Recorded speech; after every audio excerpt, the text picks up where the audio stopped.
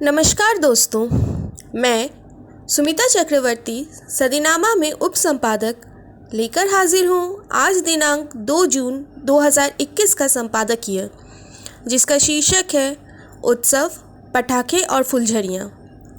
इसे लिखा है हमारे संपादक जितेंद्र जितांशु ने।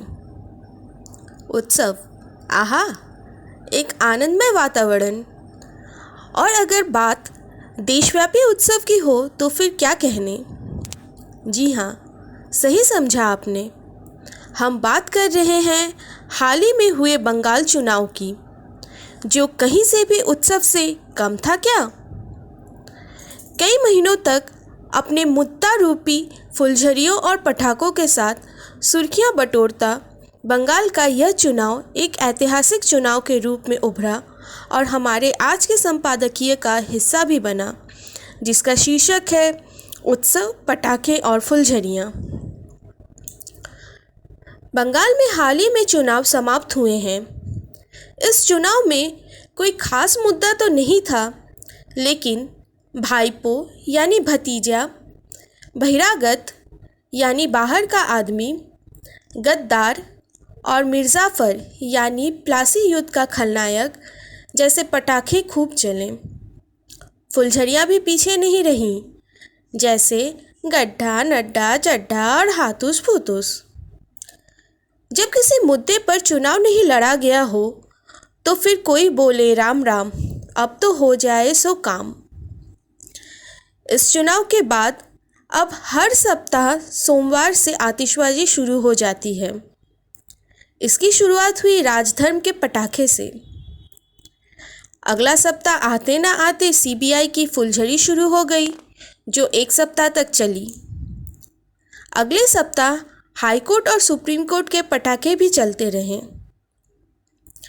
मई के आखिरी सप्ताह में आलापन बंदोपाध्याय का मामला भी सामने आ गया, जिनको 3 महीने का समय दिया गया था।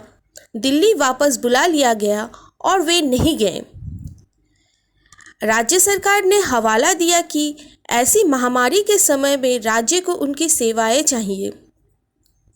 उनको मिले पत्र में लिखा गया है कि आपने प्रधानमंत्री के नेतृत्व में होने वाली राष्ट्रीय डिजास्टर मैनेजमेंट अथॉरिटी की मीटिंग में अनुपस्थित होकर जो काम किया है वो राष्ट्र के आपदा प्रबंधन की धारा 51B के अनुसार गलत है। सोमवार को फिर कोई फुलझड़ी चली। आलापन बंदोपाध्याय ने मंगलवार को दिल्ली जाने की बजाय सोमवार को ही रिटायरमेंट ले लिया और ममता दीदी ने तुरंत अपने मुख्य सलाहकार नियुक्त कर दिया। शाम को ही बंदोपाध्याय जी को मिल पाया, कारण बताओ नोटिस।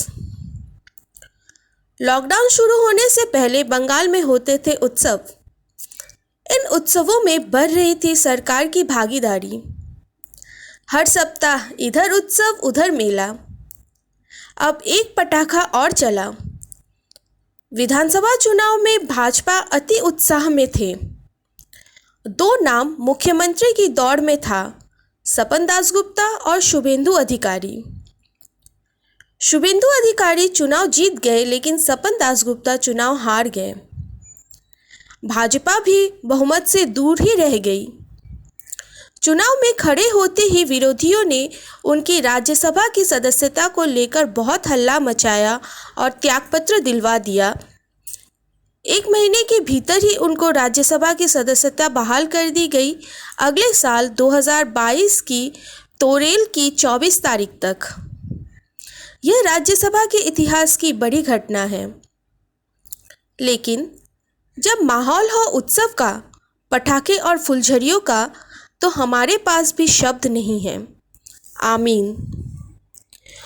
तो यह था दोस्तों 2 जून 2021 का संपादकीय, जिसका शीर्षक है उत्सव, पटाखे और फुलझड़ियाँ। कल फिर मिलेंगे किसी नए विषय पर अगले संपादकीय के साथ। तब तक के लिए स्वस्थ रहे, सुरक्षित रहे। नमस्कार।